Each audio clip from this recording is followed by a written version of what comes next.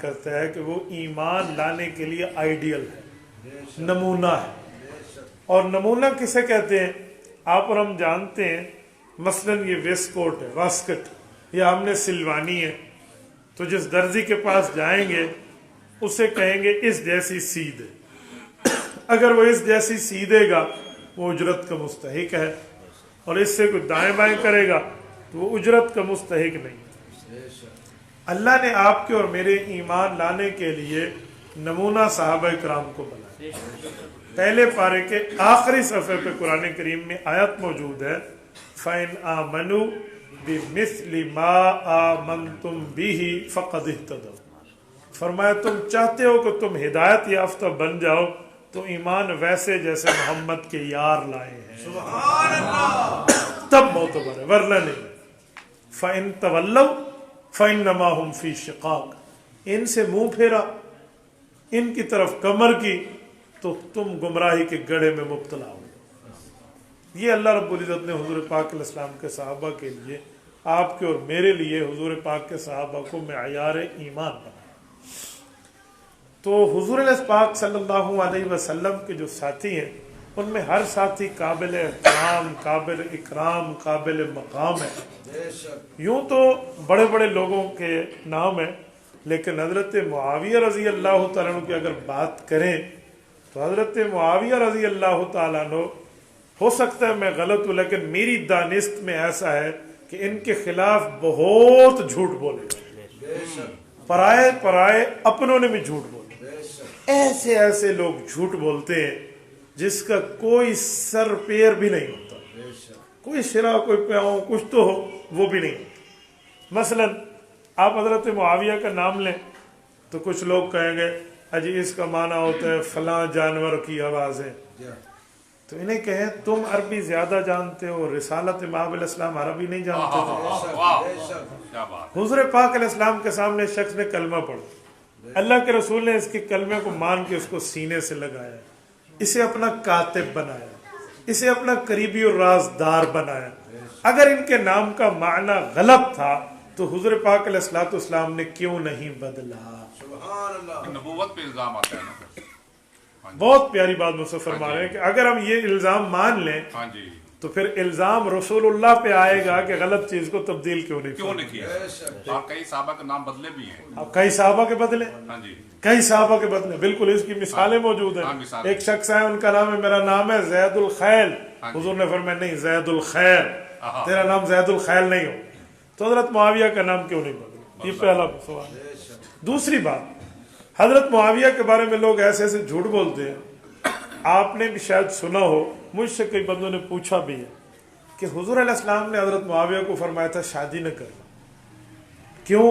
تیری نسل سے ایک بیٹا پیدا ہوگا جس کا نام ہوگا یزید، اور وہ میری نسل کا دشمن ہوگا، لہٰذا تو شادی نہ کرنا۔ تو حضرت معاویہ نے شادی نہ کی۔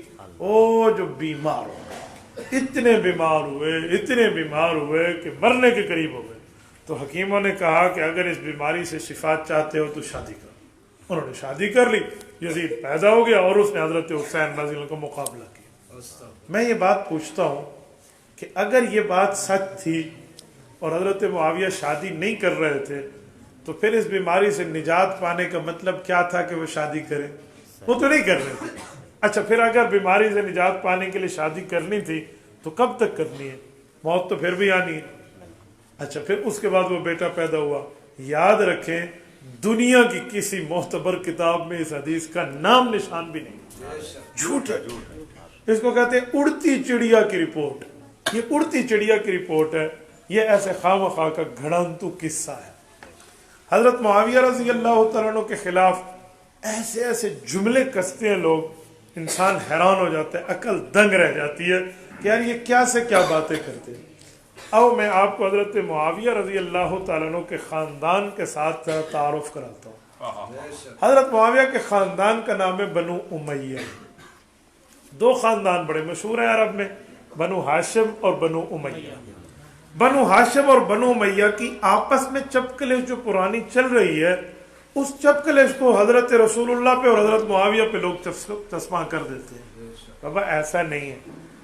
اگر بنو امیہ خاندان غلط ہے تو حضور پاک علیہ الصلوۃ والسلام نے جب رشتے بنو امیہ کے ساتھ کیے ہیں تو اپنی لخت جگر کا سب سے پہلا رشتہ اپنی بیٹی کو اسی خاندان کو دیا ہے جس کا نام بنو امیہ ہے۔ حضور پاک علیہ الصلوۃ والسلام کی پہلی صاحبزادی، پہلی نور نظر، لخت جگر حضرت زینب کبریٰ رضی اللہ تعالی عنہا، جو رسالت مآب علیہ الصلوۃ والسلام کی پہلی بیٹی ہیں، حضرت رسول اللہ کی پہلی صاحبزادی ہیں۔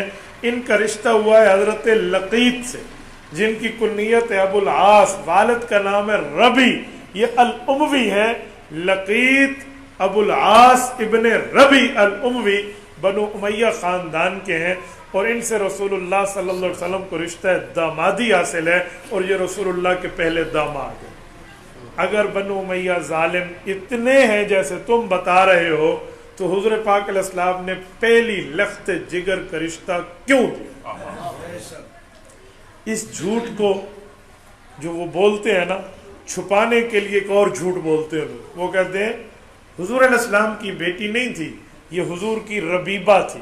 اچھا بھئی ربیبہ کون ہوتی ہے؟ میں عوامی لفظوں میں آپ سے کہہ رہا ہوں، کہتے ہیں ربیبہ اس بچی کو کہتے ہیں جس سے ایک آدمی شادی کرے اور اس کی بیوی پہلے خاوند سے جو اولاد لائے وہ ربیب ہوتی ہے۔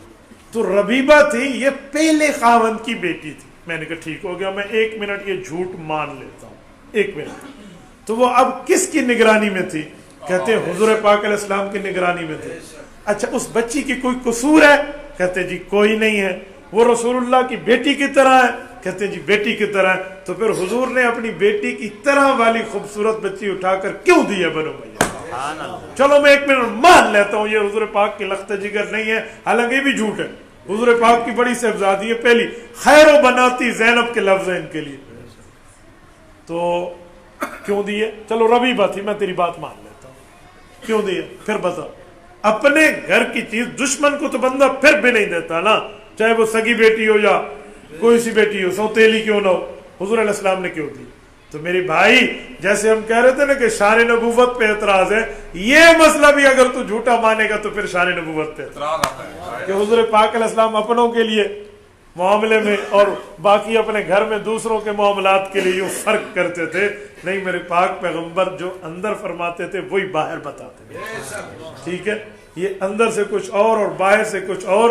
یہ تیسری قوم کتھو آئی دا کام میں، اللہ دے رسول دا کام نہیں۔ رسالت مآب علیہ السلام کی ترتیب ٹھیک تھی۔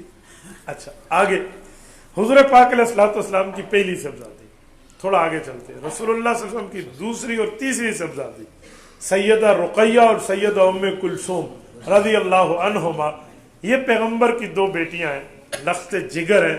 ان دونوں کا رشتہ یکے بعد دیگرے ایک ہی بندے سے ہوا، جن کا نام ہے حضرت عثمان بن عفان رضی اللہ عنہ۔ تکبیر، شان محمد مصطفیٰ، شان صحابہ، شان عثمان غنی، خلافت راشدہ، مذہب حق اہل سنت والجماعت۔ یہ جو حضرت عثمان ہیں، ان سے رسول اللہ کی 2 بیٹیوں کو عقد میں دیا ہے اللہ کے رسول نے، اپنی 2 بیٹیاں۔ حضرت عثمان کی قوم کا نام کیا ہے؟ ذرا یہ بھی تو پتہ کر لو، ذرا یہ بھی تو دیکھ لے قومیت حضرت عثمان کی کون سی ہے۔ حجی حضرت عثمان کی قوم بھی بنو امیہ، تو بنو امیہ میں یکے بعد دیگرے ایک رشتہ اور دینا کیا مطلب؟ اور حضرت عثمان غنی رضی اللہ عنہ دوہرے داماد ہیں، سیدنا علی المرتضیٰ رضی اللہ عنہ اکارے داماد ہیں، حضرت عثمان دوہرے۔ اچھا میں ایک جملہ کہتا ہوں، آپ میں جو بندہ بیٹیوں کا باپ ہے نا اور اس کے سینے میں والد والا دل ہے، ایک بات بتائیں، اگر کوئی بندہ بچی کا رشتہ کرے اور اس کی بچی اس گھر میں خوش نہ ہو اور اس کا انتقال ہو جائے تو وہ والد چاہے گا کہ میں دوسری بچی اس گھر میں دوں؟ کبھی بھی نہیں چاہے، کبھی بھی نہیں چاہے گا کہ میں نے ایک مرتبہ یہاں پر کر کے دیکھ لیا اب خوش نہیں ہے۔ مجھے ایمان سے بتائیں، جب رسول اللہ کی پہلی بیٹی حضرت عثمان کے نکاح میں فوت ہوئی ہیں تو حضور پاک نے دوسری بیٹی کا رشتہ حضرت عثمان کو کیوں دیا؟ چیلنج کرتے ہیں یہاں پر 3 بیٹیاں بنو امیہ کے گھر میں ہیں، ایک شکوے کے الفاظ ایک حدیث صحیح سے پیش کرتے ہیں۔ سوال سنیں، اب سنو، فرمایا یہ تینوں بیٹیاں رسول اللہ صلی اللہ علیہ وسلم کی بنو امیہ کی بہو ہیں، اس خاندان کی ہیں۔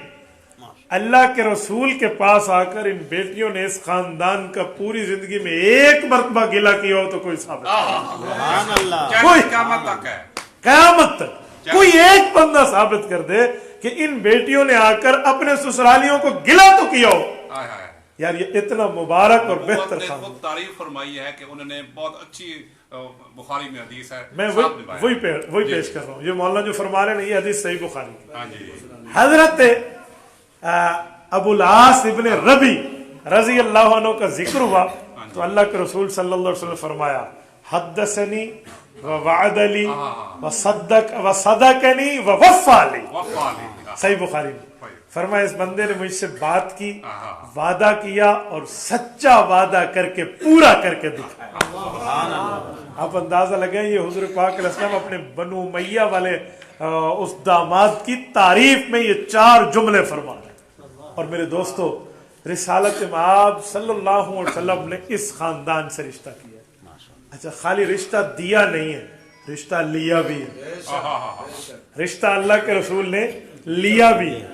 حضور پاک صلی اللہ علیہ وسلم کی بیوی جو ہے سیدہ رملہ، جن کی کنیت ام حبیبہ رضی اللہ عنہ، یہ سگی بہن ہے حضرت معاویہ بن ابی سفیان کی اور حضور پاک کی بیوی، سگی بہن ہے حضرت معاویہ کی۔ اور حضرت معاویہ سے اس بہن کو اتنا پیار تھا، کتب سیرت میں آتا ہے کہ ایک مرتبہ اللہ کے رسول اپنے گھر تشریف لائے تو حضرت ام حبیبہ رضی اللہ عنہ، ام المؤمنین، آپ کی اور میری اسلامی ایمانی قرآنی اماں جان حضرت معاویہ رضی اللہ تعالیٰ عنہ کے سر اقدس میں کوئی تیل لگا رہی تھی۔ حضور پاک علیہ السلام نے پوچھا ام حبیبہ تجھے معاویہ سے پیار ہے؟ کہ یا رسول اللہ ہر بہن اپنے بھائی کو پیار کرتی ہے۔